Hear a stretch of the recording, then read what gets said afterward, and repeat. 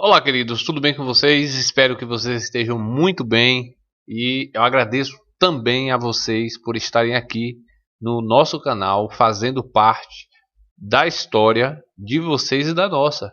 Estamos construindo conhecimento, trabalhando em cima de um conteúdo que é importante para o seu desenvolvimento. Não tenha dúvida disso. Todo aquele conhecimento que você adquire agora com sacrifício, dificuldade, falta de tempo, cansaço e tudo mais, esse conhecimento que você está adquirindo, você jamais vai perder ele, porque ele vai se juntar a outros conhecimentos que você tem e vai formar o seu o seu arsenal de guerra para você lutar na batalha da vida e vencer. Não tenha dúvida disso. Você vai vencer porque você não desiste e só perde aquele que desiste. Dizem que estudar para concurso é estudar até passar, não é? Estudar até passar. Você não estuda achando que você vai passar logo nesse concurso ou naquele outro.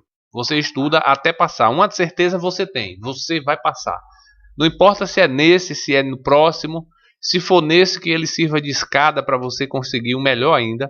E é assim que a gente tem que pensar. Avançar sempre e não desistir. Insistir e persistir, não é? Coloquei aqui, ó, na capa da nossa apostila de informática, coloquei até o que está no livro de Napoleão Hill, que é o Atitude Mental Positiva. Você deveria ler esse livro para que você ganhe a positividade necessária para continuar na luta. A batalha da vida, ela não é fácil de verdade. Não é fácil de verdade. Você não está sendo mole, como se diz aqui na Bahia. Você está apenas constatando um fato. Há uma dificuldade muito grande, mas você vai vencer, porque você tem garra, você tem força, você tem sonhos e você deve persistir nesses sonhos, nesses planos para você conquistar. E a aula de hoje, professor, o que é? Já falou demais. A aula de hoje é sobre a nossa apostila de informática. Vamos fazer uma aula de informática aqui, uma aula incrível que vai acrescentar muito no seu desenvolvimento. Seja você aqui de Itabuna, seja você de Lauro de Freitas, não importa. No seu concurso vai cair informática e esse conhecimento aqui vem para agregar. Veja o que nós vamos trabalhar hoje, de acordo com o edital de Itabuna. Nós vamos trabalhar isso aqui, ó, conceitos básicos de tecnologia da informação e também vamos trabalhar componentes de hardware de computadores e suas características. Vamos ver como é que isso cai na prova, vamos ver como é que isso a banca cobra. Você vai ver aí, eu botei questões atuais, questões atualizadas de como a banca cobra esse conteúdo. Isso é importante para você. E a gente vai começar esse treinamento a partir de agora. Essa é a nossa apostila. A gente está terminando de preparar para enviar. Muita gente já pediu e a gente vai mandar para aqueles que já pediram. E se você não pediu ainda, peça, porque o valor é simbólico, né? R$ 9,90. A apostila, ela tem a parte teórica e tem a parte de questões. Na última aula, né? Olha aí, ó, toda a nossa apostila, você recebe ela com todas as informações aí. Na última aula, a gente falou aqui, ó, sobre o dicionário da informática, né? A importância desse dicionário. E hoje você vai ver questões que estão relacionadas com isso aí, com esse conhecimento aí que está nesse dicionário. É bem vasto aqui o dicionário da informática. Ele ocupa na apostila cerca de 10 a 15 páginas. Deixa eu ver aqui, ó, tá na 13. Vamos ver aqui,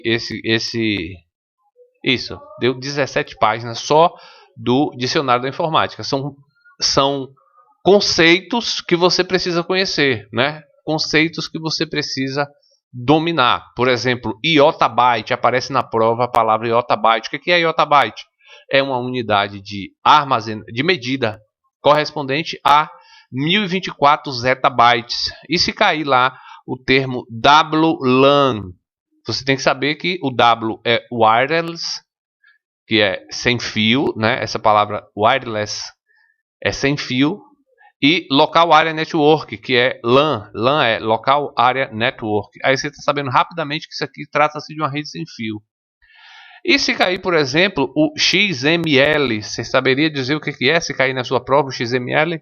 XML é uma Extensible Markup Language, que é uma linguagem de marcação padronizada para interligação de sistemas ou plataformas distintas. Tá aí, isso aqui, ó, são todos os conceitos básicos que você precisa conhecer e que estão assim no vocabulário da internet do dia a dia, e os concursos pega isso aí e usa para te testar, né? Termos como VPN, VoIP, isso aqui é muito comum, ó, Voz sobre IP, né?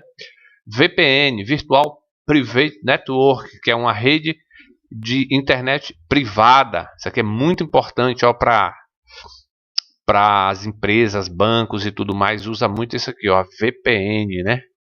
A VPN ficou famosa, né? Ficou famosa aí também na era que a justiça bloqueia o WhatsApp e as pessoas baixam um programa de VPN e conseguem acesso ao WhatsApp de novo, né? Por que será? Porque o VPN cria um túnel ali, ele cria um túnel e acaba saindo da internet comum e entra em uma internet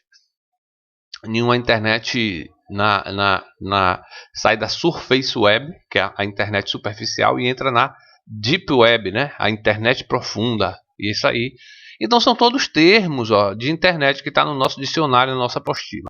Aí aqui mais embaixo, ó, aí eu já trabalhei algumas coisas, né? Falei do modelo von Neumann, que o computador ele é composto aqui por um dispositivo de entrada, né? Normalmente o computador é isso mesmo, dispositivo de entrada, teclado, mouse, né? E aí você tem a unidade de processamento, que é a unidade principal unidade central de processamento, que é a CPU, né? E ela é dividida em unidade de registro e unidade lógica matemática, né? A unidade, a CPU ou processador do computador, ele é dividido dessa forma aí. E aí as informações, ao serem processadas, elas fazem uma troca de informação, armazena-se temporariamente aqui na memória RAM e é encaminhado alguma informação para um dispositivo de saída. Falamos disso na aula passada, né? Se você não viu a aula passada, vê aí que está aí, tá? Uma aula que a gente fez de informática. Tem também a memória permanente, o que a gente chama de memória secundária. Essa memória que a gente chama memória principal é a memória RAM, né? Memória principal, memória RAM, e que é dividida em RAM e ROM. E aí você tem os dispositivos de entrada e saída. Dispositivo de entrada e saída, que a gente também falou na aula passada sobre esses dispositivos aí, né? Dispositivos como, por exemplo, um pendrive, ele entra informação no computador e sai. Placa de rede, entra informação no computador e sai. É um dispositivo de entrada e saída. Então, numa revisão rápida aqui que a gente está fazendo, ó, os dispositivos de entrada. Então, eles fazem o que? Eles convertem os dados para um formato manipulável pelo computador, né? O computador ele só entende a linguagem binária, a linguagem de zeros e a linguagem dos uns. Então o computador não entende nada mais do que isso aqui, ó, zeros e uns. E a partir dessa combinação de ligado ou desligado, aceso ou apagado, possui ou não um sinal elétrico, a partir desses zeros e uns é que o computador manipula todas as informações que você tem na tela do seu computador aí. Texto, imagem, som, vídeo, tudo isso é apenas zeros e uns para o computador, porque o computador só entende a linguagem binária. Então, os dispositivos de entrada de dados, eles convertem as informações para zeros e uns, e essas informações são manipuladas pelo computador, né? Porque o computador não conseguiria entender a letra S, ou o alfabeto, ou os números do sistema indo-arábico que a gente utiliza, né? 1, 2, 3, até 0, né? 1, 2, 3, 4, 5, 6, 7, 8, 9, 0. Ele não conhece essa linguagem, ele conhece os zeros e uns, e a partir dos zeros e uns é que ele processa toda a informação. Então, quais são os dispositivos de entrada de dados no computador? O teclado e o mouse, o joystick, que é aquele manipulador de videogame, né? O scanner, que é um dispositivo de transferir uma foto para o computador, ou um texto, enfim. O microfone também só entra informação no computador, você fala e as informações vão entrando, né?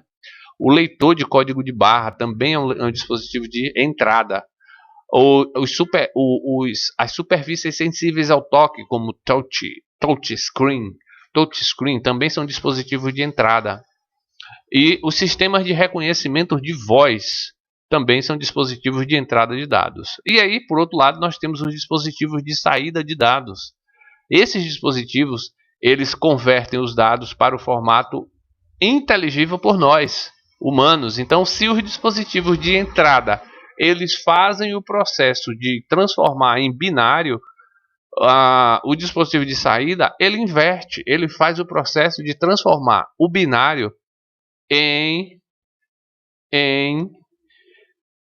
que a gente chamaria de, ao invés de transformar em digital, transforma em analógico, né? Por exemplo, letras, números, cores, etc. Né? Então, o monitor ele pega os dados binários e transforma em pontos de luz, né? Ele transforma em ponto de luz. Aqui, ó, monitor do tipo CRT, né? Cathode Ray Tube, que é um tubo de raios catódicos. Aí ele emite aqueles raios de luz e transforma a informação em uma imagem a partir de raios catódicos. Ou seja, de uma luz, de um fóton de luz, de vários fótons na verdade, né?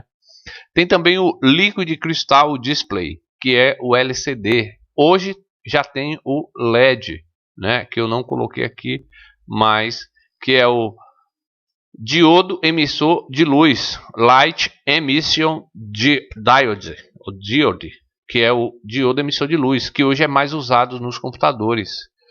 E aí temos também os dispositivos de saída, como impressora, que transforma as informações que estão no computador em um negócio impresso no papel com tinta. Ou seja, transforma o digital em analógico, né? Impressoras do tipo matricial, jato de tinta, laser, todas elas, né? As térmicas. Térmicas são aquelas impressoras de banco, quando você imprime lá o seu extrato, aí aparece lá, aquilo ali não é tinta impressa não, o papel foi esquentado e ele ficou preto naquelas partes onde aparecem que são as letras, né? Ali é a impressora térmica. Os plotters, que são aquelas impressoras que imprimem outdoor, né? Muito grande, coisas grandes. Equipamentos de som, sintetizadores de voz, tudo isso são dispositivos de saída de dados do computador, né? Tem os dispositivos com dupla função, ó, dispositivos com entrada e saída de informação. Então você tem, por exemplo, a placa de fax modem, né? Desempenham então funções de dispositivos de entrada e saída. Então, por exemplo, placa de fax modem, ele recebe a voz, transforma essa voz em digital e ao emitir uma voz também, ele transforma essa voz digital em uma analógica. Então ele faz a conversão, vice-versa, né? O modem, por exemplo, é um dispositivo que recebe sinais da internet.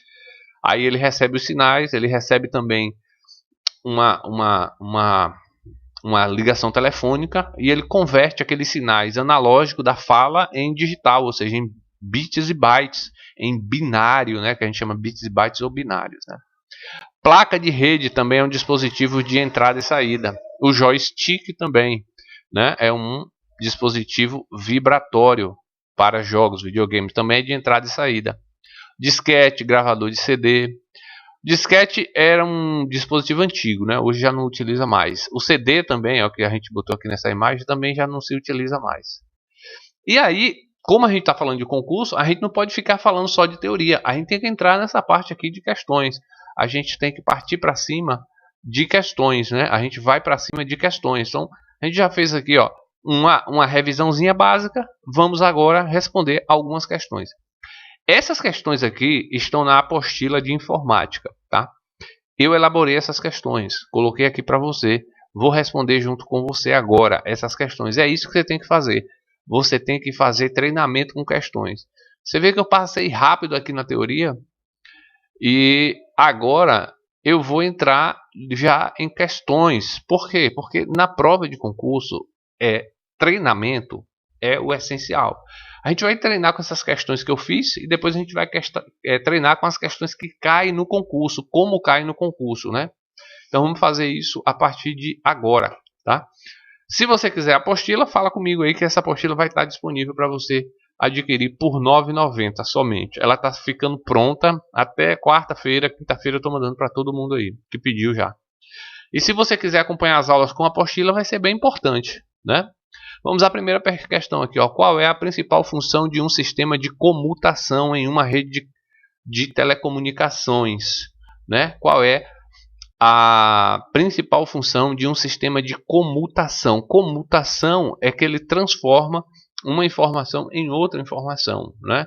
Qual é a principal função, então, desse sistema de comutação? Vamos ver agora.